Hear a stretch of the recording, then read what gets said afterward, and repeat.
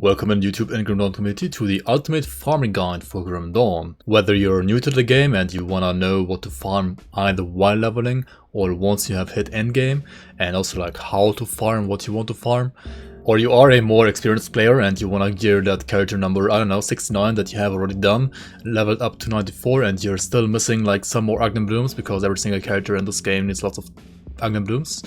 Either way, this guide is gonna be for you, and in this guide, I will give you guys, first of all, an overview of loot in Grim Dawn, then what you can farm while leveling and what you should farm while leveling, then how to farm reputation for the factions, then also how to farm certain specific components, either to put on your gear for your character or for crafting, and then we're gonna take a look at endgame farming, how you farm for Monster Infrequents, how you farm for Nemesis Monster Infrequents, and how you farm for random legendaries. What is the easiest way to do that once you hit endgame, and what's the most efficient way to do that once your character is strong enough. As with all of my guides, this video will also have timestamps, so if you're not interested in one part but you just want to skip to another part, feel free to use the timestamps down below or use the slider of the video to navigate between the chapters.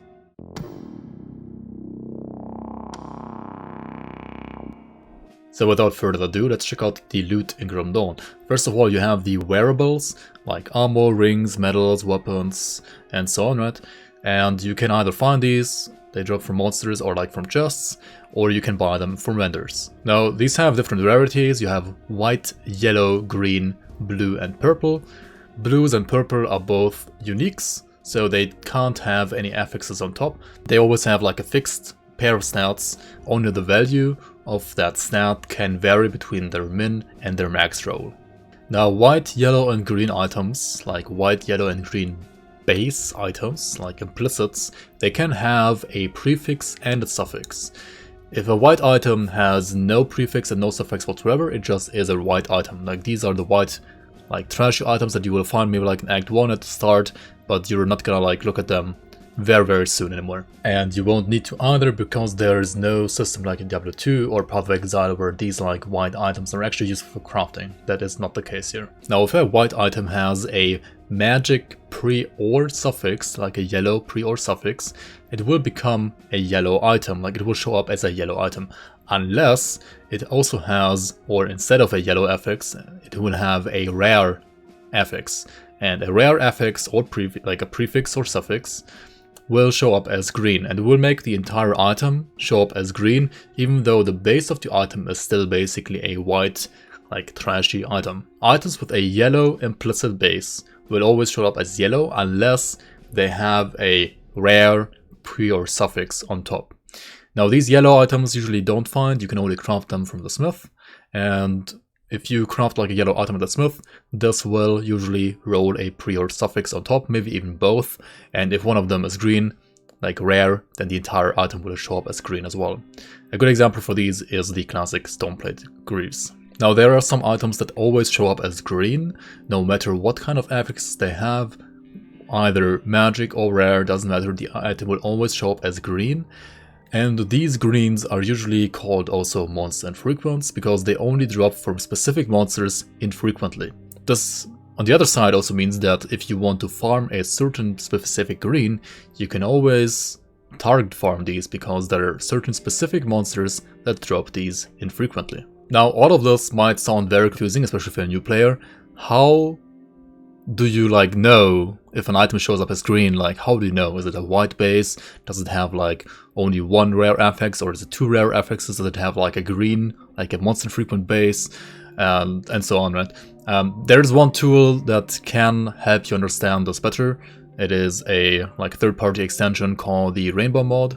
Now while you won't see me personally use that tool in my videos, I do recommend that tool for everybody who's new to the game and or is struggling to understand why items are yellow, why they're green, what is a magic, what is a rare prefix. Like if you like struggle how to properly evaluate the value of your items, then I do very much recommend you to get the Rainbow mod. I'll drop a link down below where you can also download this. Now apart from wearables, you will also find components. Components either have a orange text, these are just the standard, kind of like easier to find components, so to say, and you can also like freely use them on your gear ASAP. You will also need some of them for crafting, but don't worry about that. Ever since a couple of patches ago where they removed the partial components and you just have like full components now, you will have an abundance of these components, so just use them freely at your disposal. Some of the components that are a little bit rarer, so to say, are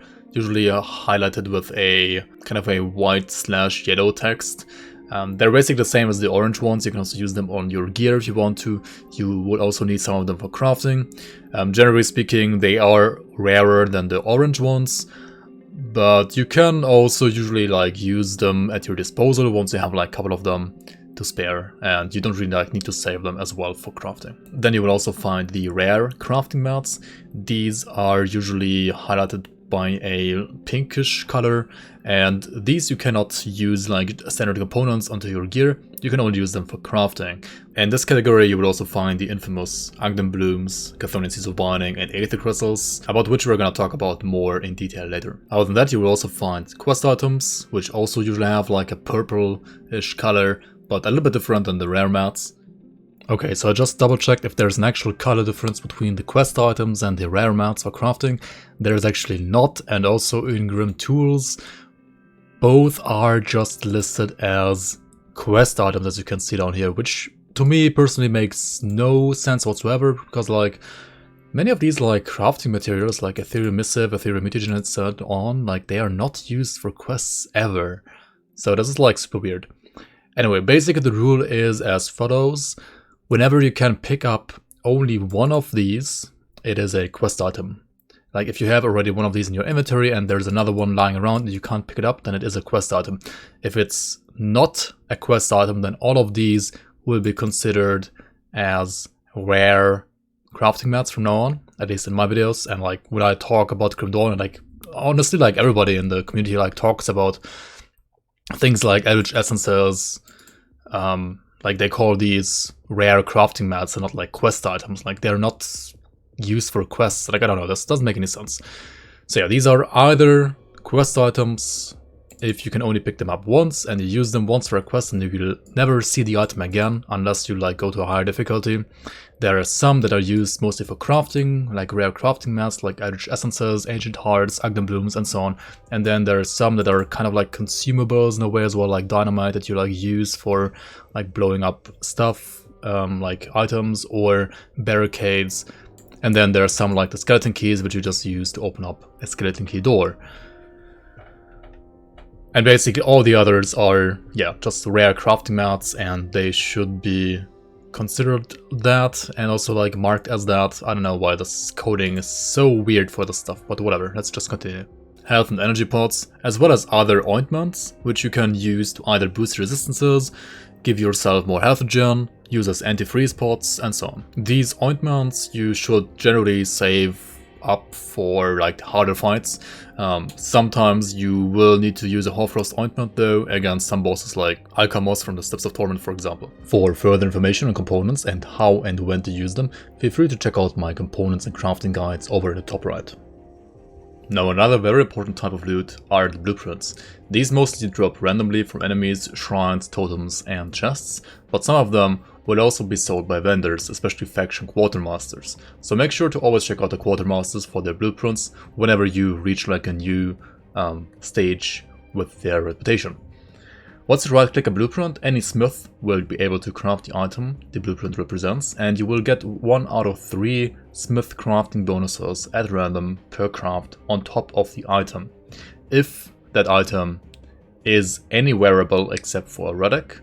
So you also won't get this bonus on components, augments, ointments, etc. You can actually also overlevel certain drop ranges for blueprints.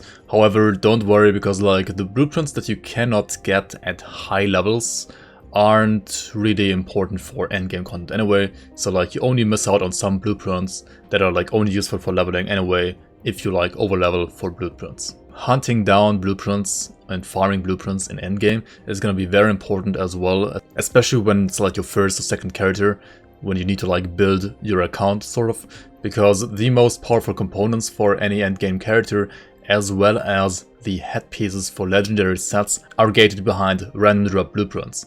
Since these are in the random drop pool, I will discuss these blueprints alongside other random drop legendaries in the section for endgame farming. Also, since I'm talking about loot here in general, let me also quickly talk about smart loot, because like I see lots of people ask, has Grim Dawn smart loot or not? Grim Dawn in general has no smart loot whatsoever. However, it has kind of like a smart affix system. So whenever a green Monster Infrequent, say, has, for example, fire damage, it will be more likely for this fire damage green Monster Infrequent to also get fire affixes. Yellow or green, that doesn't really matter, but it will have like a certain bias towards fire affixes. Other than that, no smart loot. So for example, if you want to get shaman gear, you don't get more shaman gear just by playing a shaman, you will get the same gear as all the other characters as well. Farming while leveling. So first of all, if you're new to the game and you're running through, say, Act 1, 2, 3, whatever, and you're picking up stuff regularly, then you will notice that your bags, well, will be pretty full pretty quickly, so you generally want to use a loot filter. Well, the good thing is Grim Dawn has a built-in loot filter that is pretty easy to set up, and also generally all you need, to be honest. You can change it in any way you want to. So for example, if you want to play a caster and you only are interested in offhands as well as caster one-handers, you can easily like put it to only offhands and then daggers and scepters. At least that's what you might think. On the other hand, there are some one-handed pistols that can be used as basic like caster weapons as well. And there are also like some two-handers that are kind of good for casters as well. However, most of those are generally uniques. So if you tick the box always show uniques, you will never miss out on any of those potential also good caster pistols or one-handers or two-handers, right? Also, you probably want to do multiple characters even after your first character, so saving up gear for like consecutive characters, especially the unique gear, is gonna be what you want to do anyway. Also, next to the always show unique tick box, you will find the always show double rare tick box, and you should also always have that one on. Because double rare affix items are generally very, very good, and if you also get the double rare affixes on a green Monster Frequent base, those are basically the best, or like rather the rarest items in the game. Whether or not those affixes like fit your item or your build, that's like another question, but they are generally the hardest to get items in the game. They're like the chase items as well for endgame sometimes. So yeah, you should definitely like keep them even more so than some blues or purples. So let me show you an example how you can set up your loot filter for leveling. Say you want to play a cold Chosen Sky Shard Arcanist. So you obviously are basically only interested in cold and lightning damage, so this is all you want to do right here. Then obviously you should always get resistances on your gear, you should always get OADA, crit damage is also like never bad to have, CDR is good for your character, speed, I mean round speed is good as well, right? And then other masteries, I mean, as long as you have these two active, right? The always show uniques and always show double rares, you kind of make sure to not miss out on like insane good items anyway. And then you could actually like untick other masteries and only show you like the other items that are also for your mastery while not being uniques and double rares. So this would be a way to set up this side of the loot filter here, and then, well, one-handed melee is also scepter and dagger. Actually, no, it's over here. So you just do it like this, right? The thing is, there are some caster shields, so like depending on which kind of caster you're playing, like say for example a Vitality Sigil of Consumption occultist would like to see a shield. But yeah, other than that, say you are a Chosen Arcanist, right, you can just keep it like this. You obviously want to like show all the armor, show all the accessories, and show all the components. I don't even know why this is like an option to like not show components, like this is very weird. And then when it comes to the quality, right, you always want to show like obviously these, right, and then while leveling also like all the rares. And in at least within Act 1 you also want to show like all the yellows, because those can be pretty decent as well early on. The commons, you can basically forget about these the very second you walk out of town, or at the very least like out of the first quest. You should like stop picking up white items, like they're just absolutely, I don't know, useless. You don't need them at all. I would also remove the magic ones after Act 1 and then play basically like this, in this example for like a Trozen Arcanist caster basically until endgame. And for endgame farming then you could change this up a bit, but this is like all you would need to do for now. So next thing you might ask yourself if you're new to this game is there a point while leveling when I should like stop progressing with the main story and farm gear instead because I'm either lacking damage or lacking defenses, etc. And if so, what kind of gear should I like focus on for farming, and like where should I farm and stuff like that? And generally, you don't really have to stop like your progression with the story to ever farm. Like this is not like some other games, some older games like Diablo 2, where for example you need to like, I don't know, farm lots of gear first to like make it to higher difficulties to like progress there. In Ground Dawn, you don't really need to do that. However, there are basically like two groups of items that you might want to farm for, and number one is to get, for damage, to get a green Monster Infrequent with a strong skill modifier for your main damage ability. And number two is farming reputation for faction gear to then also like fix your resistances with the gear that the factions provide you, and also with the augments that they provide you that you can also put on your items on top. Prominent examples of sometimes even well-defining monster frequencies that boost the damage of your main damage ability by quite a bit are, for example, Ganavakar Stings for Acid Dervishes, Zarathuzalan's Archive for Virusmite Oathkeepers, Obsidian Wallcleavers for Forcewave Soldiers, the Amalgamation's Pulsing Shard for Aether Ray Arcanists, as well as a Ugdenbloom Sparkthor or a Corvin Storm Helmet for Shaman's Promise Strike. The cool thing of these monster frequencies is that, at least for weapons, you can sometimes, if the enemy is an enemy that can wield weapons, actually see the enemy wielding that weapon. So for example, you can see by the color of the halberd that these Watchers and Forgotten Gods wield, which kind of halberd they're gonna drop. And if it has this like bluish glow, then it will most certainly be a Corvin Storm Helmet for your Promise Strike Shaman. Oh, that's the one. I think. Yeah, we got it. Okay, we got it. We got it. I'm out. So how do you search for the monsters that you want to farm to get the monster frequencies that boost your main damage ability? Well, an easy way to do that is to check out grimtools.com/database, and then you click in the overview on item skill modifiers on this button over here, 1312 item skill modifiers in total in the game, and then you click on your skill that you're using as your main damage ability. Say for example, I don't know, you are playing an Occultist and you are focusing on Drigzivlai, right? So then you want to click on Drigzivlai, and then you're going to make sure that you have this green rare here, like the rare items activated. You will see, like, whenever you do this, that only purple and green items have skill modifiers in the first place. Like, there are no common magic and epic items that have skill modifiers in the game. And the legendary ones are generally only like endgame items, as you can see here, right, like level 94 and higher, or I don't know, 84 and higher generally. So you don't really want to like go for these while leveling as well, so you want to only check out the rare ones. So for example, you have the Crimson Vile Scepter over here, and this one has like a skill modifier for Drigzivlai, so basically will make your Drigzivlai more powerful, and also has like skill bonuses on top. Thus, like all of these stats are implicit stats of the item, and remember that these items can draw a prefix and a suffix on top of that. And then you check out this part down here, right, dropped from, then it stands for example here, Sister Crimson, Vengeance of Kaiman. This is like literally only one boss in the entire game that can drop this item. You can like click on this, it will open up like a new tab, and then you can check out like what the boss does, right?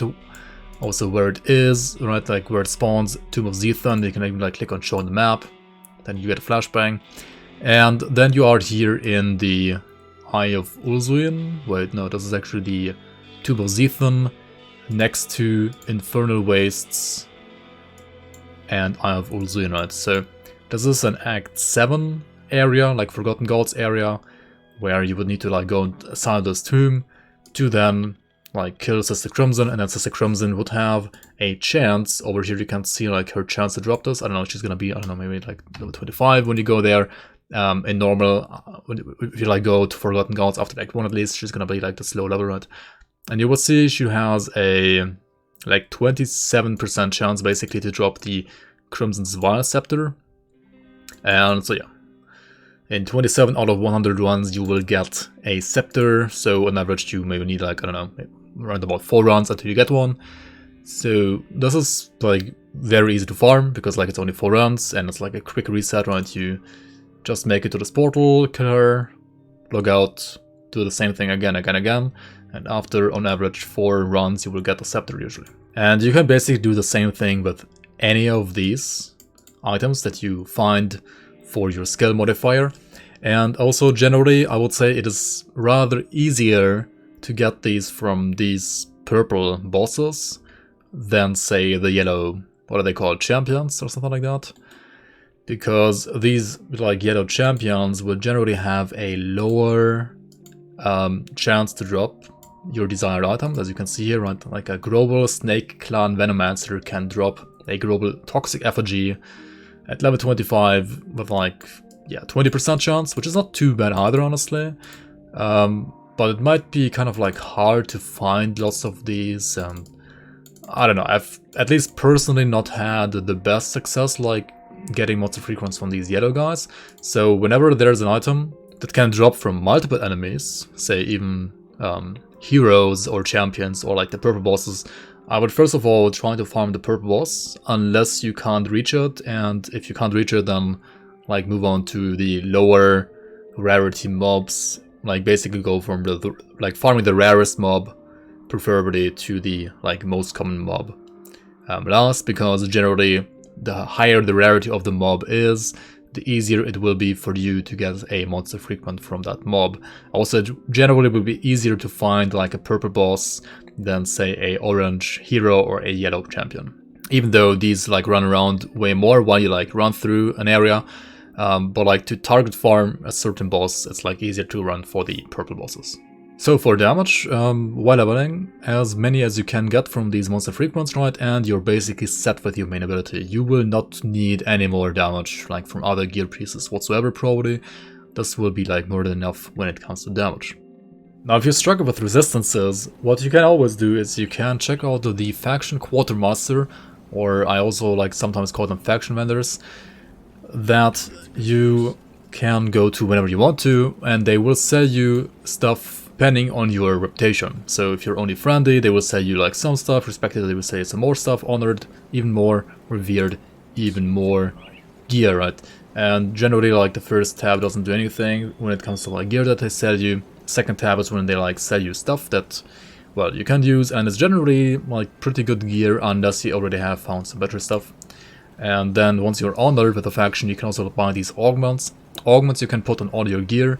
You can put them on top of components, like every single slot can use one component and one augment. And once you make it to revered, these will obviously like give you even more powerful stuff. Now, how do you, well, get more reputation with these factions? Basically just do the quests, like the main quest as well as the side quests from the areas where those factions are located. And if that's still not enough, once you are respected, I think, you can also go to the bounty tables, such as for example this one over here in Devil's Crossing, and you can accept a bounty, which is basically like, yeah, like a small mini quest, and then you do whatever is done, like required from you here, and then you will get like extra reputation for completing that bounty. Bounties are generally, I would say, one of the most boring things in this game, so I don't really like doing these at all, and on normal difficulty you don't really need to do them, in my opinion, at all. You might need to do them on your first character once you are in Elite and you struggle to like fix your resistances on Elite, because you will drop resistances from normal to Elite and also again from Elite to Ultimate by 25% each.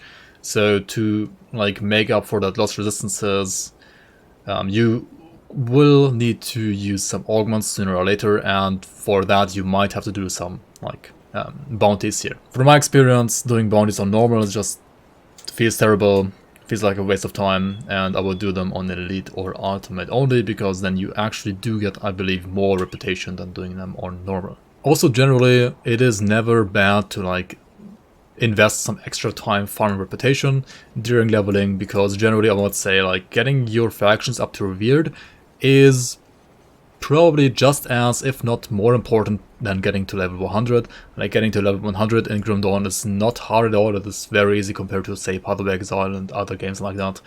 It is very easy in this game, and you do absolutely need the augments from Revered for a complete endgame build. So like it's no good to have level 100 on a character but like not have access to augments. That basically doesn't like give you anything.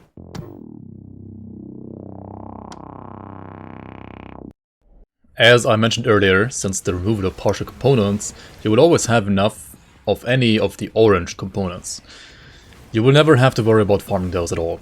You might have to worry about farming some of the rarer ones, like maybe Kyrion's Shattered Soul, which only drops from Kyrion at the very end of the Orkovian Undercity dungeon, but other than that, I really had no issue getting enough of any orange or like white or yellow components in the current patch at all. What you certainly will have to farm, however, are pink rare crafting mats, especially Ugdenblooms, since all good endgame components need those, as well as some of the like Ugden juices that you can also use as ointments to buff yourself against certain bosses, Chthonian Seeds of Bindings, which you need to craft, for example, Black Telos, Arcane Spark, Alderon's Blood, and even some of the ointments, and then of course Aether crystals, which you basically need for pretty much any crafting all the time, and also to respect your devotions. So let me start this chapter by showing you my favorite farming routes for these 3 crafting mats. We're gonna do non-stop bloom farming, right? Let's start the time here. Let's see, maybe do like 30 minutes, maybe like an hour. So what I'm always doing is I first port to the Barholm Rift Gate, then I walk down here and make sure to always go here to get this Bargol spawn point. Bargol is one of the 2 bosses that you always want to make sure to get. Then you want to make sure to check out this spawn location for the Undergrowth, where Savaria can spawn in there as well.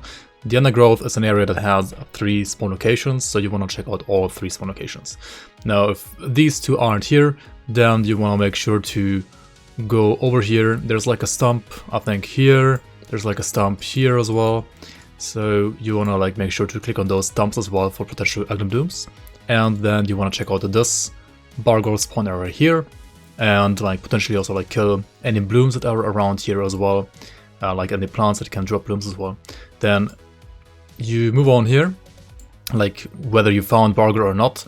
If you haven't found the Undergrowth yet, then you just want to like move on here towards the next spawn location for the Undergrowth, and there are gonna be like some more blooms over here, like some more plants there. Now, if you have already found both Bargol and Silvaria in just the short run, and you have killed them both, then you can just reset. Now, if you have not found the Undergrowth either here nor here, you can just move on over here, continue this path. There's going to be like another stump over here as well, always. You can like kill all the plants on the way here if you want to, and then make your way over here to the 3rd and last spawn location for the Undergrowth. You could alternatively also, after not finding the entrance here, also port to this rift gate over here, the Ugdenbloom Rift, and like walk this way. However, since there's a stump always guaranteed here, I kind of prefer to walk this way instead of this way. Now you're gonna be guaranteed to find the Undergrowth in one of these 3 locations, but if you have not found Bargol yet, you still should look for Bargol. Alright, 30 minutes, 50 blooms. I mean, that is pretty much 100 per hour, right? So what you do then is you port to the Ugdenbloom Rift over here, and then you walk this way, because in this pathing you're gonna have like some more plants and flowers here. If you have like a high density, feel free to like kill all of them. And then you move over here, there's gonna be like another stump here, that's gonna be a spawn location for Bargol over here. Now if he's not over here, make sure to go this way, all the way to the secret area, and like just check the spawn location of Bargol here as well. Now if he's not here, you can just go back again and continue your journey here. Now there are usually some yetis or plants here. Make sure to not kill them, because you want to like Shadow Strike / blitz to them on the way back again. Then you want to continue over here, make sure to always grab the stump that's here, then also check the Bargol spawn location here. Then there's gonna be like another stump, I believe, over here. And now you want to move over here, this way, that's gonna be another stump here. You just proceed down here. There's gonna be like another stump here as well. And then you want to walk over here into this area. There's gonna be like 1 or 2 more stumps, I believe. 1 here and like 1 down here as well. So after you have cleared this area as well and like cleared these 2 stumps, and you still haven't found Bargol, you can also move over here, check this location. This is gonna be the very last location, so if you haven't found him anywhere else, he's gonna be guaranteed over here.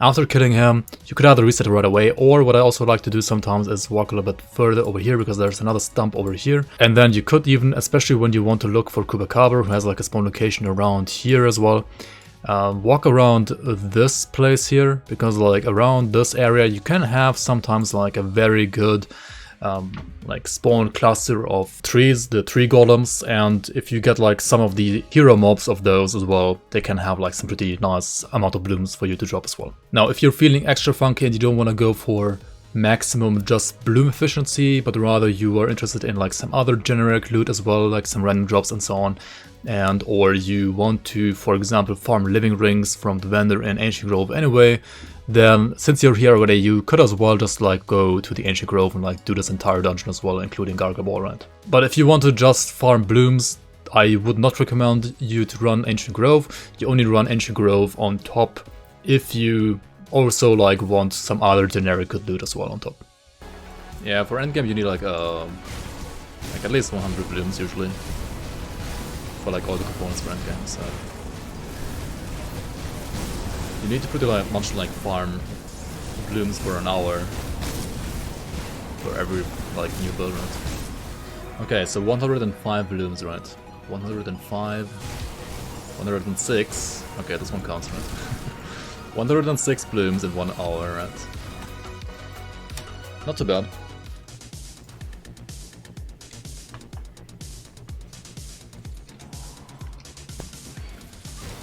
Now if you're farming Aether crystals, first of all you always want to port to the Warden's Lab Rift, and then you basically want to Shadow Strike from one cluster to the next Aether cluster, to the next Aether cluster, to the next Aether cluster, to the next Aether cluster, right?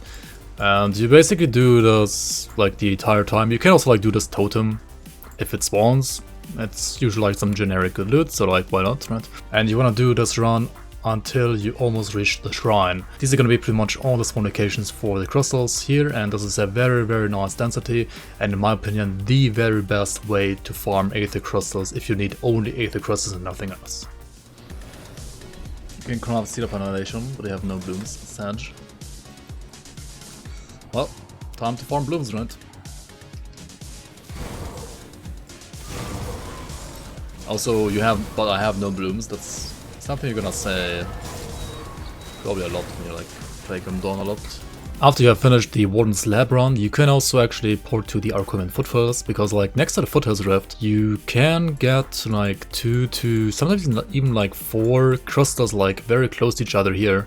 And you can like do all of these. It's gonna take a couple of seconds only. So that's a really nice spot that I like to do as well. Also, if there's like a totem here, I mean, if you wanna get some generic loot as well, this is a undead totem, like a spirit totem, you could also do this one on top if you want to. I feel like for crystals, the most deciding factor is like how quickly your game loads, right? Because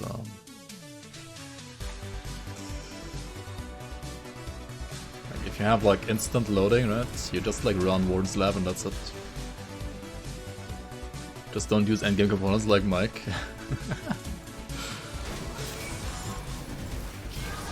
Yep. Just play like one build forever. Like. Now another portal you could go to if you want to farm Aether crystals, but also rather clusters, is the Homestead Rift, and then you just go over here and do like all the crystals that are like around here, this area and the configuration, right? Like there's gonna be like lots of crystals basically everywhere here. However, many of these are rather bigger crystals, and they have like a smaller chance to give you an Aether crystal, but rather an Aether cluster or like an Aether shard. So if you don't really need Aether crystals, but rather shards and clusters, I kind of like configuration as well, and you can also like go to Port Vabri and do like the entire Port Vabri dungeon as well. I wouldn't say Port Vabri dungeon is like insane for crystals, like Warden's Lab is way better than this entire area for just the crystals, but if you want like some other loot on top and even maybe like some shards or clusters, then I can very much recommend you to do this area. It's like very good for that as well. Very similar to the configuration is actually Immolation, which is next to the Deadman's Skull Rift. Right? You port here, then you're gonna walk this very annoying path over here, you're gonna get out here, and this area is basically gonna be like full of clusters and Aether formations and stuff like that everywhere here, right? So you do like a full clear here, you're gonna get like lots of crystals, shards and clusters, and even like some free Dynamite over here. So this is a pretty decent run as well. However, I kind of think this part is pretty annoying, and also, yeah, same as with configuration, I feel like for just Aether crystals, it is worse than, for example, Warden's Lab, but if you need clusters and shards on top, then this is a very nice area for you to farm. And then last but not least, the Aztekern Valley Rift is actually always like next to usually 2 crystals here as well, so like you can farm these 2 very quickly. But I mean, I wouldn't port here if you were only looking for crystals. You usually only port here if you're also about to farm Chthonian Seeds of Binding, because over here you have the Tomb of Korvac, and the Tomb of Korvac is, in my opinion, the best spot to farm Chthonian Seeds of Clusters. Oh, we're at 30 minutes, right? We have 283 crystals and 30 minutes. Okay. Chthonian Seeds of Binding do not drop from Chthonians, they only drop from the cultists. So the Tomb of Korvac is perfect for that, because basically the entire tomb is like full of cultists, and you wanna do basically a full clear within like this part of the dungeon at least, where like these humanoids can still spawn. You don't really wanna go here, like this is a place where you don't have to go, but you can basically like do this area down here, kill like all the, especially champions, like humanoid champions. They have like the best chance to drop these like Chthonian Seeds of Bindings, champions and heroes obviously as well. So yeah, that's what you want to do. Another spot to farm Chthonian Seeds of Binding would obviously be the Darkvale Gate. I mean, just take whichever route seems best for you, where you kill like the most humanoids while doing a clear here. I haven't actually run this that many times, so like I don't know if it's like worth to do a full clear here, or if there's like an optimum path. Also, like sometimes this path is blocked here, sometimes it's blocked here, sometimes it's like blocked here. Like it's kind of hard for me personally to tell you like which is the very much optimal path here. And I would not do this over Tomb of Korvac unless you also want to farm Keros, which is like the boss in Darkvale Gate, right? Which has like a pet ring. So if you're like looking for Chthonian Seeds of Binding and that pet ring of Keros, then sure, like run the entire Darkvale Gate, like level 1 and 2 obviously as well. That's gonna be pretty good for both Chthonian Seeds of Bindings as well as like the Keros rings. And last but not least, you can also always port to the Bloodgrove Rift, and then either take the turn over here towards Darkvale Village and do like basically a full clear here, kill like all the humanoid cultists here again for Chthonian Seeds of Bindings. Depending on your mood, you can also like do the where is it? Like over here, over to the mill, right? Go maybe to the secret area here as well. Overall, I would say this is a pretty decent run as well. You can do this if you feel like just doing Tomb of Korvac is like too tedious for you, like too much of the same stuff all the time. Like you can sprinkle in a run here as well to like spice it up a bit. Also you can run obviously the entire Bloodgrove as well, especially if you want to farm Bolvar, who has an amulet that might be interesting for your build or like a future build of yours as well. Just make sure that you don't waste too much time killing Chthonian monsters or Commons Chosen or Death Whisper guys. Make sure to focus mostly on the Chthonian cultists. Other rare mats you might want to farm are, for example, the vanilla rare mats, Manticore Eyes, Ancient Hearts, Tainted Brain Matters, and Bloods of Chthon, which you need to craft for pretty much any of the higher level blueprints from the vanilla game, including also their mythical versions from the Ashes of Malmouth expansion pack. On top, you will need 1 Blood of Chthon per skeleton key to enter the 5 roguelike dungeons like Steps of Torment, Bastion of Chaos, etc. Ancient Hearts generally drop from the bosses of the Beast faction, so from my experience, farming for example Ancient Grove dungeon is generally one of the best areas to get good amounts of Ancient Hearts, while also getting quite some Manticore Eyes and Ugdenblooms. Alternatively, a little easier run is the Pine Barrens run. Here the bosses Bloodbriar, Ongoliax and Bloodfeast all have a chance to drop an Ancient Heart, and you'll also find plenty of Manticore Eyes if you farm both the Manticores as well as the Manticore boss, Mogara, in the Jagged Waste. For Tainted Brain Matters, you can either run Perverbery dungeon for like a good amount of overall loot as well as Aether crystals and clusters on top, or as an easier alternative, do Warden Krieg runs. For Bloods of Cthulhu, you either run the Bastion of Chaos Roguelike Dungeon, or you can also run places like Tomb of the Watchers with Logorian as the final boss, and other Chaos Rifts like the one in Blood Grove, Plains of Strife, the one behind Barrowholm, as well as the one in Morndale.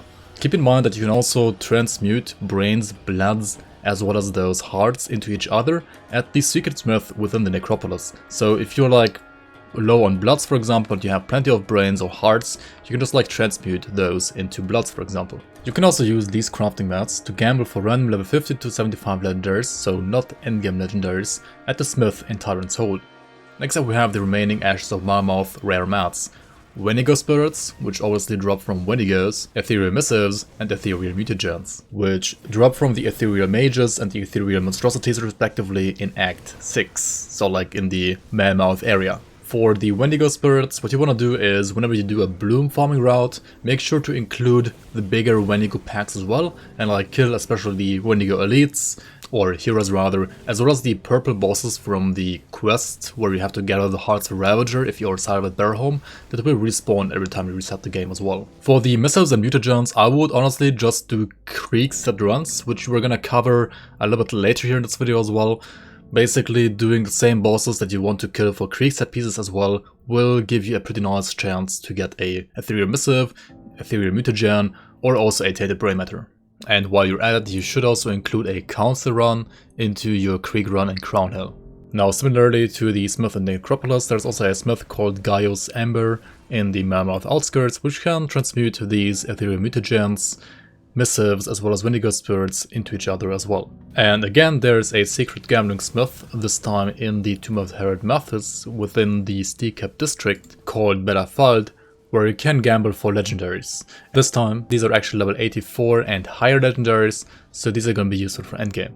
Now for the Forgotten Gods mats, there are basically only the Eldritch Essences as well as the Celestial Lotuses. And the Celestial Essence, as well as the Lotus, you get the most via like just farming Shattered Realm. However, if you don't want to farm that Shattered Realm, then I would recommend you to do either callback runs and or messenger runs. For you to make it worth it to run Shattered Realm over callback and or messenger, I think you have to like at least run SR 50 and higher in Ultimate. So for many characters, especially when you're like starting out, you are probably not going to be strong enough to do SR 50 and higher consistently on a new character. So yeah, I would definitely recommend you to do the like messenger runs and callback runs instead. Now, what do you need these Forgotten Gods mats for? First of all, you need them for crafting Forgotten Gods gear that is based on Forgotten Gods like crafting mats, like blueprints. So for example, the Forgotten Gods set that got introduced with the Forgotten Gods expansion, such as for example the Target set, or also pretty much all the movement augments that you can put on your medal, at least for the higher level ones that you cannot just buy from the vendors. Then you also need Eldritch Essences to craft Waystones for SR farming and pushing. And of course there's again another Secret Smith where you can gamble for legendaries. And this time it's called Algosia Fald, and it is inside the Tomb of Nephos next to the Valley of the Chosen. And also of course you need them to use the transmute feature from the inventor, where you can transmute a set item into another piece of the same set item or into another entire set, and then also like transmute that item from the other set into like another piece of the same set again. Depending on how much you craft and transmute, you will run out of iron bits rather quickly. So what is the best way to farm iron bits? On top of picking up all the iron bits that you get while farming, you can also pick up all the green items, even those without a Monster Frequent implicit, and sell them. You will get many of these from, for example, totems, so basically farming totems, and selling all the gear is a pretty good way to get iron bits. Once you are strong enough, the Shattered Realm is also very good to get like good amounts of iron bits per run, and here I also like to pick up all the items from the chests and sell all the non-amine greens and yellows as well, since they are all in one spot anyway and the vendor is literally next to the loot. Now generally I'll sell all the yellow, greens and blues if I even pick up yellows, and the purple ones I don't sell. Like I don't sell legendary items generally. If I don't like to keep a purple legendary item, I blow it up with Dynamite instead to get like a decent chance of getting a rare mat instead. If for some reason you want more rare mats, you can also choose to blow up the blue items. If you want to get more iron bits, you could also choose to sell some legendary items. Royal Jelly is a very easy to farm crafting mat, dropping almost exclusively from the wasps and their nests. Now, don't ask me why the wasps in Grim Dawn can make this. I guess they got some honeybee genes or something, no idea. Anyway, you need this royal jelly to craft up to 5 ointments that give you additional health, energy, as well as health gen and energy regen. These, among other consumables, are very helpful against harder bosses, especially celestial bosses. The best way to farm these is to run the Stirring Hive with Queen Rana procs in the Rocky Coast near the older Kovia Riftgate, as well as the Swarming Hive with Queen Ulra procs near the Twin Falls Riftgate. Both of these queens also have some pretty decent Monster Frequents, which could work well for your build. Now there's one last method I wanna mention here, and that is actually Dynamite. You can either farm Dynamite, for example in the mines around the Arcovian foothills, right? Like the Staunton mine and the other mines, I don't know what they're all called. Or you just craft Dynamite, right? And crafting Dynamite costs 1 Aether shard, and an Aether shard needs 3 crystals. So like you get 1 shard every 3 crystals, and you get 3 Dynamite out of 1 crystal. And if you like remember how quickly you can farm Aether crystals like in the Warden's Lab, you will very quickly realize that like farming Dynamite is just like a waste of time, right?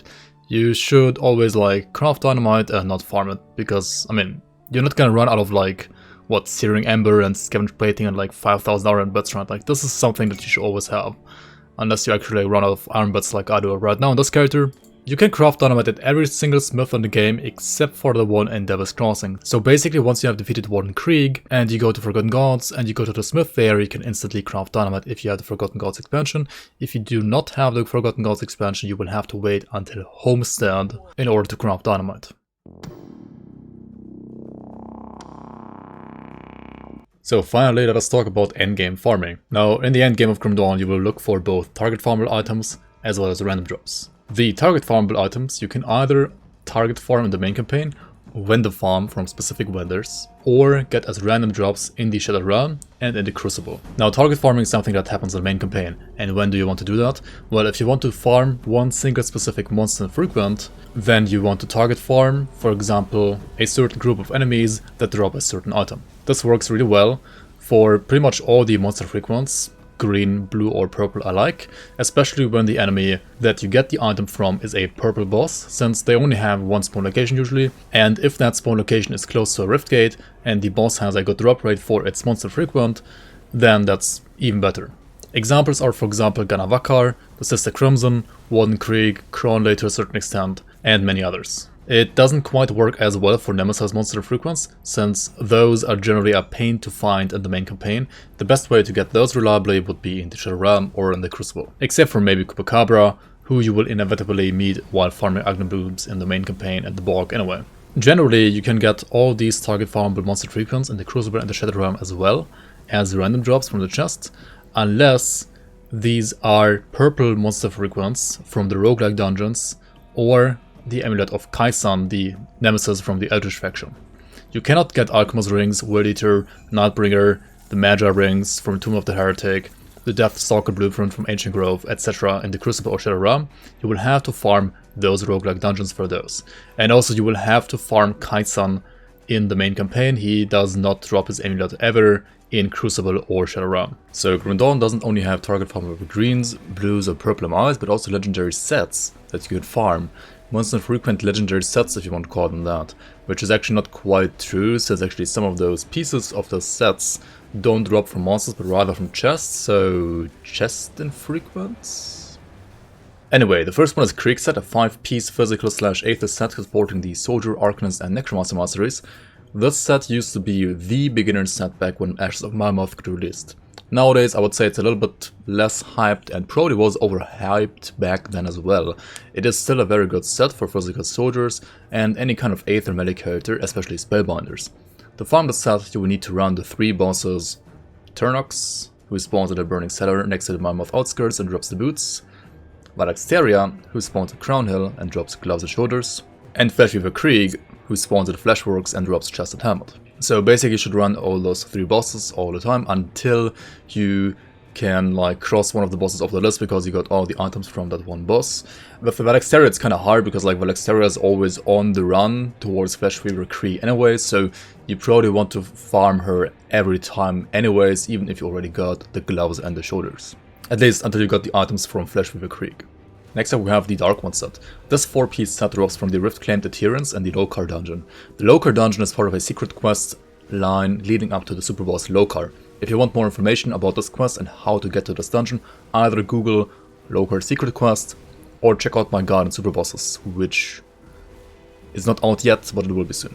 Now, you don't have to farm Locar at all to farm this set, you just have to farm the 4 Aetherians. It is very important that you farm all 4 of them, since every single Aetherian can drop only one of the pieces. So for example, the very last one is the only one capable of dropping you the Dark One's mantle. The Dark One set is a really strong vitality set, and in my opinion stronger than the Krieg set. I made a ridiculous endgame Conjurer with this one and the Nightbringer, and also did a completely fresh start playthrough, perfect for any beginner with a Conjurer, leading up to a Vitality caster with this set as well. Alternatively to Occultist and Shaman, you can also use the Necromancer class very well with this set. On top of all of that, it is actually also easier to farm the Krieg set if you know where to go, since the drop rates of the pieces are actually better than for the Krieg set pieces, and the runs towards those Rift Plane Aetherians is also shorter compared to running all the Krieg set bosses. Just make sure to bring a Hoarfrost potion to the dungeon if you don't have good freezers. Speaking of the Locar dungeon, there's also an entire set dropping from the Locar superboss himself. It is a super generic 4-piece level 1 legendary set that is the go-to leveling set in Grim Dawn. I use this in my speed leveling videos from level 1 all the way to 94. Really great for leveling consecutive characters, but Locar is, even though he's an easy one, still a Celestia boss, so it's not that easy to get the set from him. The Vanquisher 4-piece set got introduced with the Forgotten Gods expansion and is the perfect fit for any Skater Oathkeeper, especially Templars. The final chests from the 4 roguelike dungeons, Steps of Torment, Bastion of Chaos, Podvalbury, and Ancient Grove, will each drop one of the pieces, making this a true chest infrequent set. I also played this set on a beginner-friendly Templar playthrough some time ago, as well as in the Community Season 2 on my Shebreaker League starter character, both of which you can check out on my channel as well. I would say that nowadays this set is overall better for a beginner than both the Dark One set as well as the Krieg set, since you can make a ridiculously good main campaign farming character with this set. On the flip side, this set is certainly harder to farm than both Krieg set and Dark One set, because running all 4 dungeons is quite a long run, and the drop rates from the chests is not that great. Also, bosses like Sharzul or Gargabol can be quite a challenge for a suboptimally geared character. Next up we have another roguelike dungeon exclusive set, the Morganath set. This one is exclusive to the Tomb of the Heretic dungeon, and it's pretty hard to get overall, since it is locked behind the hardest of the roguelike dungeons, and its final boss, who also drops one of the pieces, is probably about as strong as Locar, at least for some characters. The Armor of the Eternal Night, as the set is also called, is a 4-piece set, and one of the pieces, as I just said, drops from the final boss, one of the pieces drops from the chest, from the Forgotten Reliquary event, that would be the chest, the mantle drops from the chest in the Magi room event, and the gloves can drop from any of the signs of hunger that linger around the dungeon as well.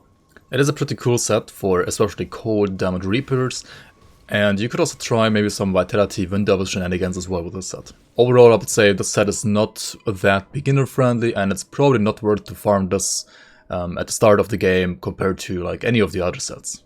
Last but not least, we also got the 4 Shadow Realm sets, which are exclusive to the Shadow Realm, so I will just talk about these more when I talk about the Shadow Realm itself. Now, to farm random items, especially random legendaries as well as blueprints, there are a couple of options.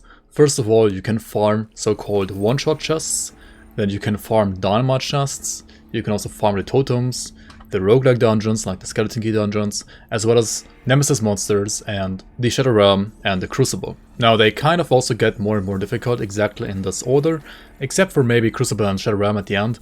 They are very different in playstyle, however very similar in difficulty overall, and both are for sure way more difficult than anything before them. Now, why should you be interested in the one-shot chests? The one-shot chests, once you get to ultimate difficulty and once you reach a certain level threshold, I think it should be around level 90ish, they will always give you at least one legendary or legendary blueprint of the mythical basically power level, so endgame power level. So what you do is basically go to grimtools.com/map, and then on the left you will have this drop down menu here for the one-shot chests as well here, and you can basically click on all of these and it will show you where all of these spawn, where all of these are. They always have a fixed location. They are, however, one-shot chests, so you can only open them once per character, per difficulty, and only the ones in Ultimate are really, well, the interesting ones. Actually, it seems like some of them do not have a fixed spawn location. For example, when you see like a group here, this means that there's a group of 3 stashes that will like spawn at random, and like one of these 3 spots the one-shot chest will be. However, again, only once per character, so make sure to like check out all of these spawn locations per character once in ultimate difficulty. Now, next up we have the Dynamite chests, as I like to call them, because you need like a dynamite to open them up, or also how they're called, the treasure troves.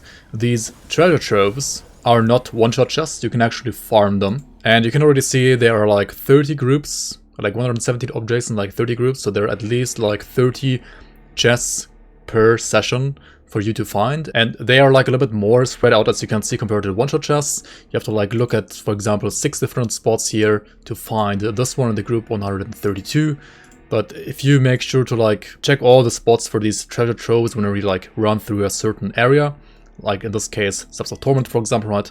If you check out all these spots while running Steps of Torment, then you always like get some additional nice loot on top. Treasure troves are especially nice to farm rare materials like rare crafting mats, because every single treasure trove will have at least 1 rare crafting mat guaranteed. Both these treasure troves as well as the one-shot chests are especially good early on for farming blueprints, because yeah, like both of them have basically a 100% chance to give you a blueprint. Now, when I say it has a 100% chance to give you a blueprint, that does not necessarily mean that you always actually get a blueprint, but rather that it always rolls for a blueprint. And whenever it rolls for a blueprint, it can also hit a blueprint that you already have. And if it hits a blueprint that you already have, it like re-rolls a couple of times. I don't know exactly how many times it re-rolls now. It was like 3, maybe like 5 or 8 times, until like it hits a blueprint that you don't have yet, and then it will drop that blueprint for you. If it rolls like the amount of times that it can roll to the max, and it still didn't hit the blueprint that you don't have yet, then you won't get any blueprint. Now, next up we have the Monster Totems. These exist since like a patch early in 2020, and these are probably nowadays the easiest way to get random loot, like good amounts of random loot, when it comes to how much loot you get for how easy the totem is to clear. The totems are generally easier to clear than the Roguelike Dungeons, such as Ram and Crucible. They give you probably more loot per totem than the dungeons even. They give you a little bit less loot than Shadowram or Crucible, at least when it comes to like quality of loot. However, SR and Crucible is like way harder, like you have to clear very high shards / waves to get like more loot out of those compared to the totems. So basically what you want to do is whenever you see a totem, you just click on the totem and you kill everything and you get the loot. If your character is currently not strong enough to clear totems yet, I don't know, just like get good gear or something. I mean, what you can, for example, do is before clicking on a totem, you can clear the area around it first, so that you have like lots of space to kite the monsters that are spawning from the totem first, and also have your like defensive movement ability ready. So like once you click the totem, you then like port back instantly, for example, to give yourself some breathing room. It's, yeah, like some totems, the character kind of like runs behind the totem the second you click it, so that can be a little bit annoying sometimes, I know. But you gotta like learn how to play around it a bit, and they are still like way more efficient for farming than, say, most other stuff in the game. Also note that the totems, depending on their faction, have actually 2, well, not really exclusive legendaries, but they have like a way higher chance to drop from those specific totems. And depending on which totem you clear, you will have a slightly different loot table. The Grim Dawn fandom wiki actually has a pretty good overview over the like items that have a higher chance to drop from specific totems. So Stormrend and Sign of Screaming Vale have a higher chance to drop from Aether Warped, Void Spar, Arcane Force from Void Touched, and so on and so on. For the others, you can check them out all here. I'm gonna drop a link down below as well. Now, you might be expecting me to give you a perfect totem farming route, and I mean, I will probably have to disappoint you here a bit. Depending on which totem you want to farm. Do you want to farm any totem? Do you only want to farm Aether Warp totems? Do you want to farm Chthonian totems, right? Your farming route will differ a lot, but you can always use the map here to like look for totems that have like spawn locations close to a rift gate. And also if you click on them, you can also see again like in which group they are, and then you can like click on every single totem that is within one group. So for example, these 4 are in one group next to the Broken Hills Rift. and they're all spirit totems. So whenever you do, for example, a Steps of Torment run that we're going to talk about here in a second, make sure to like check out all 4 spawn locations. It also helps a lot to have the map open. When you like, for example, walk here or like walk here, you will already like see the totem over here, and if it's not there, then it's not gonna be there. Like if it doesn't show up on your map when you're like standing around here, then it won't be here. It will be either here or here or here. So what I usually like to do, for example, when I run here, I can already like open up the map when I'm around here, and if the totem is here or here, then it will already show on like on my map. And if it's over here, then I think you have to go like a little bit further. This will, however, not work when you don't have your map like properly uncovered. So what you should do for these totem runs as well is that you should have the areas where you want to farm totems uncovered first.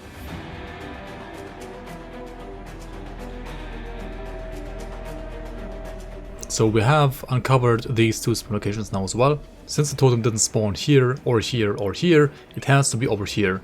And now you can already see like how far, like from how far away you can already see these totems on the map, right? If you walk here, you can already see the totem here, right? So it does help a bit to just open up your map. And now the next time I'm logging in again here, we're gonna go to the same spot again and see from like how far away we can already see where the totem's gonna spawn.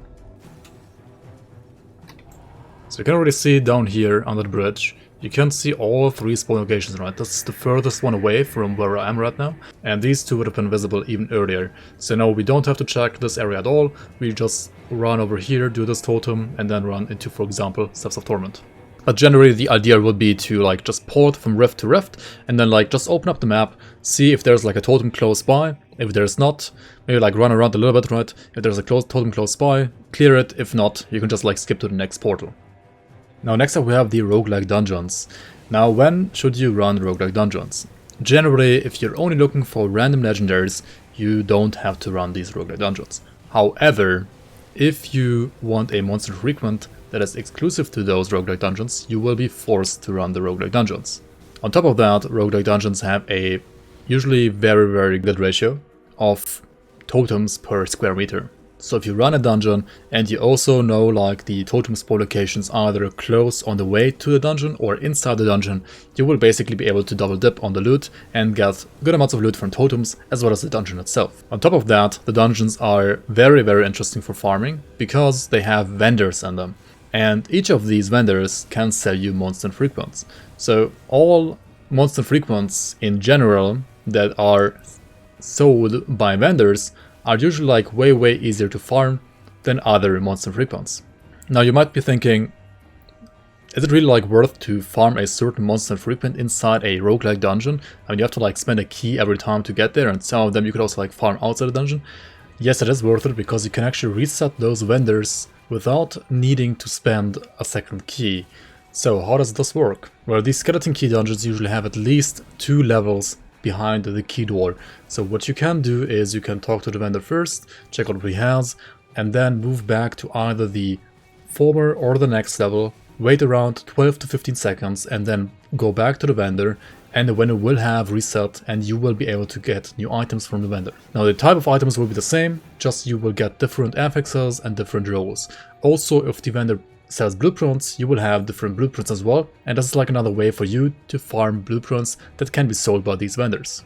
So these vendors inside the dungeons are probably one of, if not the most efficient way to farm certain Monster Infrequents. So always make sure to bring enough iron bits with you to actually buy like very good rolls on certain items if you want to buy them. This is especially interesting for the vendor in the Tomb of the Heretic dungeon, which can sell you the Conduit blueprints and also has a chance to sell you a rare purple crafting mat. So this might be actually one of, if not maybe the most efficient way to like farm these purple maps in the entire game.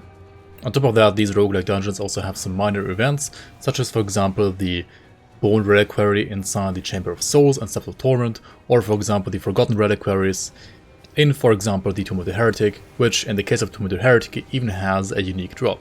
Also, some of them have some minor bone coffer events, which are like smaller chests that usually have a 100% spawn chance in one of 2 or 3 places, if that dungeon even has those in the first place. But I mean, they're like not that big of a deal anyway.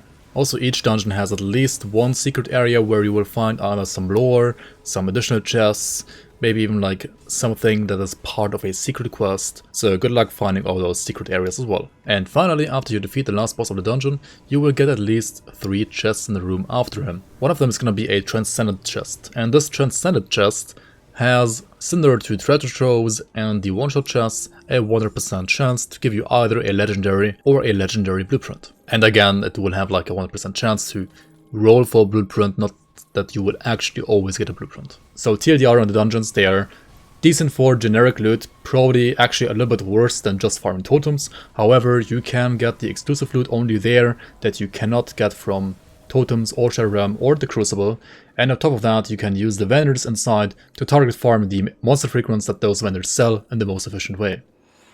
You can actually also do the same vendor trick with all the other vendors in the outside world.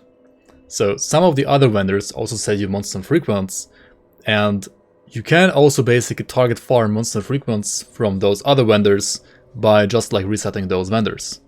Here again, the trick is to just like port to another area, wait there for around like 12 to 15 seconds, and then port back to the vendor and check the vendor again. I use this for example to get a Overlords of Thorns shield for my Retaliation Warlord in the Sea Cap district. So next up, let's talk about Nemesis monsters and Nemesis troves. Let's see what my script says about Nemesis mobs.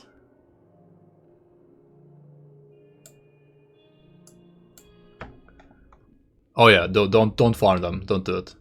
Okay, on a more serious note, Nemesis spawns in the main campaign are locked behind Grim Dawn's infamy system, which I personally really like. So once you kill enough enemies of a faction, and you get your infamy to Nemesis status, one Nemesis will spawn per session for each faction that you are Nemesis with. Resetting the session will respawn them. Each Nemesis has a unique monster frequent as well as a Nemesis trove. The trove has a very good chance of dropping a legendary, a blueprint, and a respect potion for either your attributes or your devotions, and a warrant, which works similar to the mandates that you can get for reputation. So you can put these warrants into your stash and use them on another character to speed up your infamy gain on that other character. Now all of this sounds pretty cool, but first of all, the Nemesis are an absolute pain to find. They usually have around at least 20 different spawn locations, with Benjar even having 46 different locations in the entire map where he can spawn. The easiest ones to find would be Iron Maiden from Comets Chosen, Zed-Terran from Death's Vigil, and Phoebus from Chrono's Gang. And farming these 3 was really popular back in Vanilla Grim Dawn, but then their troves got nerfed, and I'm not even sure if that nerf still hasn't been reverted yet, or if there are just so many other things to farm for now that are just way more efficient, so nobody really farms those 3 Nemesis anymore. At least not in the main campaign. You will meet lots of Nemesis monsters in the Crucible and the Shadow Realm, and you can get all of their unique monster frequents there anyway, except for Kaisen's Amulets. So the only time you should actually hunt down a Nemesis nowadays is if you want to get Kaisen's Amulet, otherwise you just farm the Shadow Realm and the Crucible. Of course, you should still kill Nemesis monsters if you happen to encounter them in your roguelike dungeon runs, but I wouldn't really count it as farming them. The Shadow Realm, which is exclusive to the Forgotten Gods DLC, is kind of a endless rift type of thing, and it is divided into shards and chunks. Each shard consists of 3 map chunks where you find random monsters. Pretty much any enemy of the common, champion, hero or nemesis category can spawn here, but no purple named bosses or super bosses. You kill enemies to gather souls, which increase your strength during that chunk, and also both the kills as well as the souls fill up your progression bar. Once it's filled up to the max, all monsters despawn and a portal to the next chunk opens. After defeating all 3 chunks, you will enter the 4th and final chunk, the boss chunk. Here you will fight up to 4 bosses of the purple boss, nemesis or shattered boss, which are kind of like listed as purple bosses as well, category. You don't have to always fight them all at once. They will have a much smaller aggro radius in the boss chunks compared to anywhere else, and for endgame shards, which is like 60 or higher, you can always reliably fight them one by one. Monsters in the Shadow Realm scale up with each shard, so it will get increasingly difficult, especially after shard 60. The maps are not randomly generated, but randomly chosen from a pool of over, I don't even know anymore, it's like at least 69, probably even like over 100 maps by now. I mean, in the end it doesn't really matter that much. There is for sure enough variety for you to not get bored of the maps anytime soon. Also, the Shadow Realm will have more and more modifiers the higher you go with shards, so make sure to check those out before you actually start your run. So why should you do the Shadow Realm? The Shadow Realm provides you 3 skill points and 1 attribute point in total, which are scattered among the shards 5, 15 and 25.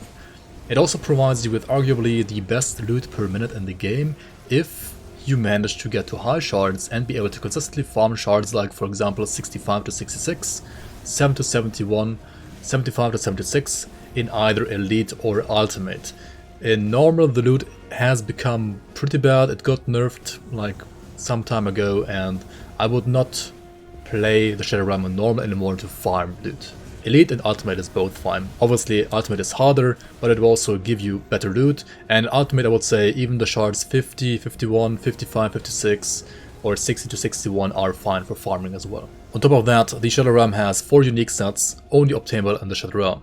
The Shattered Guardian set, which you can only buy from the vendor in the loot room of the Shadow Realm if you defeat shard 60 or higher, and also only if you do 2 shards. If you only do 1 shard, like only 60 and not 60 to 61 or 55 to 60 for example, then he will not sell the set. You do get some pieces of the set before 60 as well, but honestly the set is kind of only useful if you have like all 4 pieces. And then you have the 3 fresh sets from patch 1.1.9, the Ember's Calling, the Veilkeeper, as well as the Goldrinker set.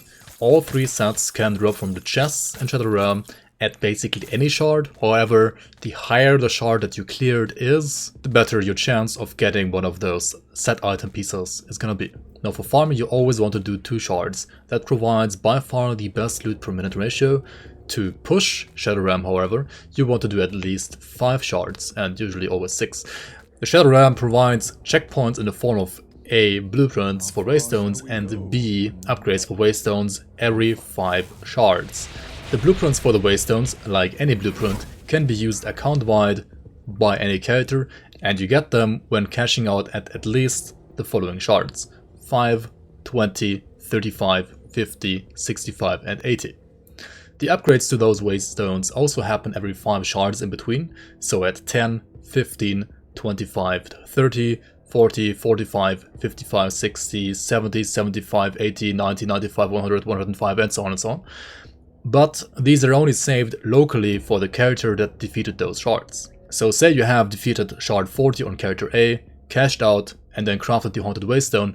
Now character A can choose to re-enter the Shadow Realm at shard 35 or 40.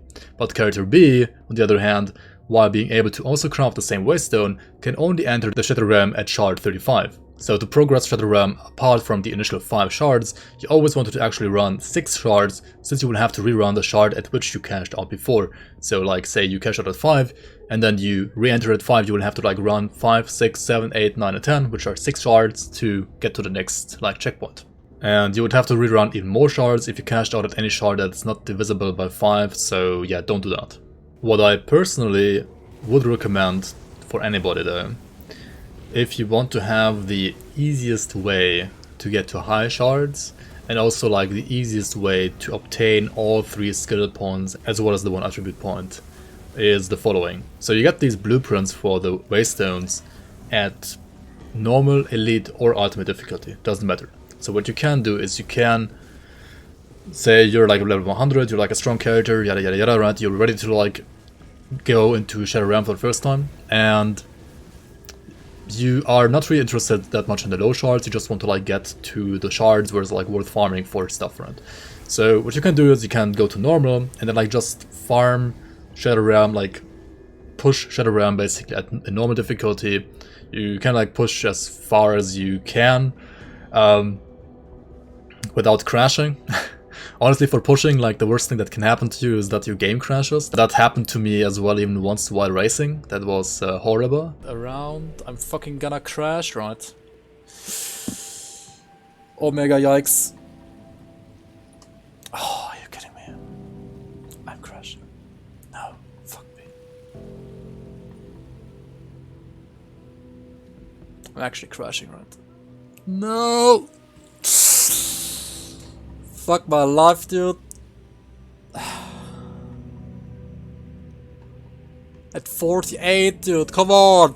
So, yeah, I would recommend you to cash out maybe at least, say, every 16 shards, right? Like do, say, I don't know, 1, 2, Maybe at the first time you want to do like 1 to 5 only, and then you do like 5 to 20, 20 to 35 and so on.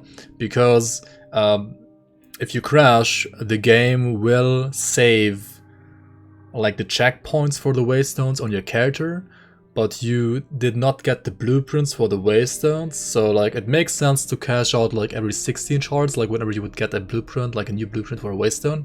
So say check out at 20, and if you then got the waystone blueprint for level 20, and say you crashed again at 33 for example, then at least you can re-enter the Shadow Realm at 30, because that like progression of being able to run, or like having defeated shard 30 will be saved on your character, even if your character even if your game crashes. So if you want to, you can do this like SR push all the way to 80 on normal, but be ready to expect like a way harder Shadow Realm at like Elite or Ultimate difficulty. Now what I always do for the skill points and attribute point is that I basically run only shard 35, maybe 36 as well if I want like some loot on Ultimate as well.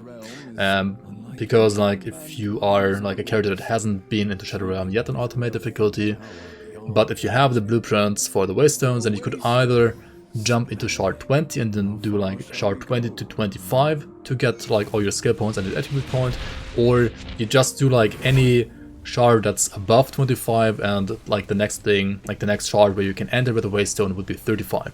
So yeah, I always usually do 35 because like just doing 35 once is like way quicker and probably even easier than doing like 20 all the way to 25.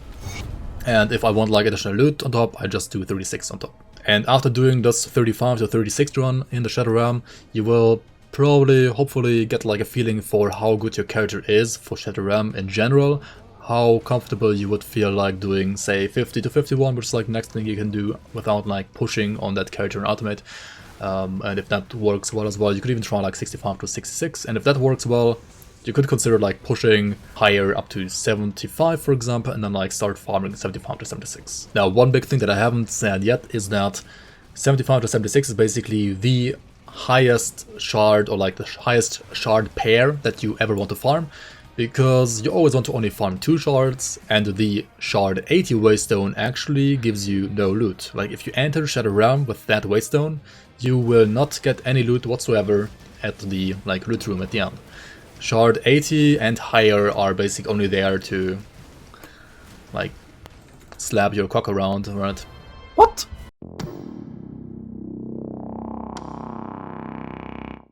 The Crucible is its own DLC, and unlike the Shadow Realm, not accessible from within the main campaign, but rather from the menu as a separate game mode. It's basically an arena where you defeat waves of enemies up to wave 170 with 3 difficulties: Aspirant, Challenger and Gladiator. You unlock the next difficulty by defeating wave 100 on the previous difficulty.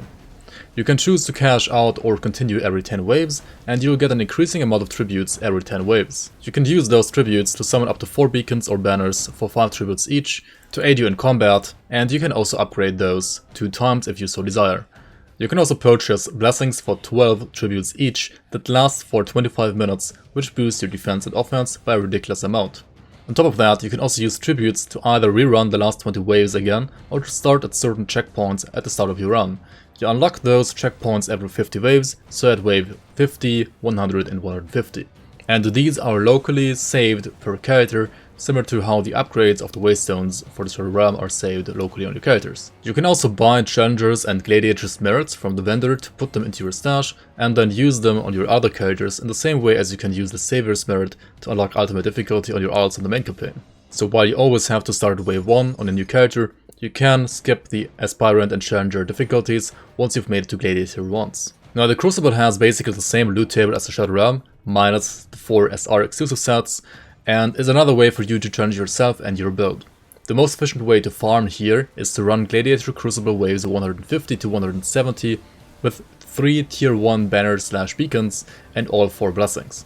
Since blessings only last for 25 minutes, and they, along with the banners, beacons and the ability to restart waves and to start at 150 in the first place, cost a lot of tributes, you need to basically be able to do at least 3 full 150 to 170 runs within those 25 minutes to sustain your tributes. This is why you will see builds in the forum have the tags CR when beating 150 to 170 Gladiator in less than 8 minutes, and CR Plus when beating 150 to 170 in less than 6 minutes, making you able to run 4 runs with 1 quartet of blessings. Everything else is not really worth running for loot at all, as far as I know, and if you can't beat waves 150 to 170 on Gladiator below 8 minutes yet, you're probably better off farming in the main campaign, doing Totems, Roguelike Dungeons, or the Shadow Realm. Now both the Crucible and the Shadow Realm also have a timer. If you manage to clear the waves or shards within that timer, you'll be rewarded with additional loot in the form of 1 to 2 chests. I actually don't quite know this perfectly myself, but you will get more loot if you make the timer. And if you don't make the timer, you won't get those additional chests. Making the timer should generally not be an issue though, unless you die on softcore in the Shadow Realm. Now dying is the key word that I want to talk about here. When you play hardcore and die, your character is dead, so there is no difference whatsoever whether you died in the Shadow Realm or the Crucible. When you play on softcore, however, and you die in the Shadow Realm, you will get a big penalty to your timer, but you can still just re-enter the realm at the same exact shard and chunk at which you died. Whereas if you die in the Crucible, your run is over and you will just get a scuffed amount of loot and tributes, making Crucible overall a lot harder for consistent farming than the Shadow Realm, at least on softcore. On hardcore, I would say the two game modes feel a lot more even.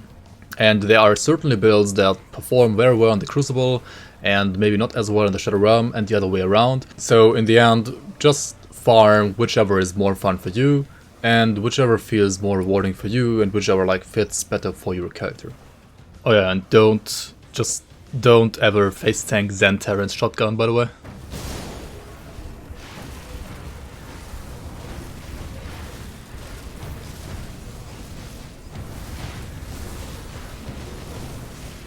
So yeah, I hope you all enjoyed this video and you're gonna enjoy your loot as well that you get wherever you choose to farm in the end. And I want to thank all my supporters on Twitch, YouTube, as well as on Patreon. And also I want to give a special honorable shout out to Diebelman. Thank you so much for donating me $400 on Patreon. That's completely insane. At first I kinda missed your payment on Patreon because I don't actually look there that often, but when I saw it I was just at the loss of words and yeah, I'm completely baffled. And on the other side, this makes me really happy because after like 2.5 years of continuously creating content for Grim Dawn, finally I can really feel that feeling of the fruits of my work being ripe to harvest and to kind of like, yeah, make at least like a living out of this when it comes to it being like a side job to keep me, well, not from like keep me from not starving basically. So yeah, thank you so much, Diebelman, and also thank you so much everybody else for supporting me throughout all this time. And yeah, there's gonna be, of course, more content. We're gonna start playing Dawn of Masteries really soon here. And yeah, there's gonna be more seasons, more PvP tournaments hopefully in the future as well. So yeah, stay tuned. And yeah, I'm really bad at doing these outros, by the way, so yeah. Oh well, catch you all later. Took you long enough.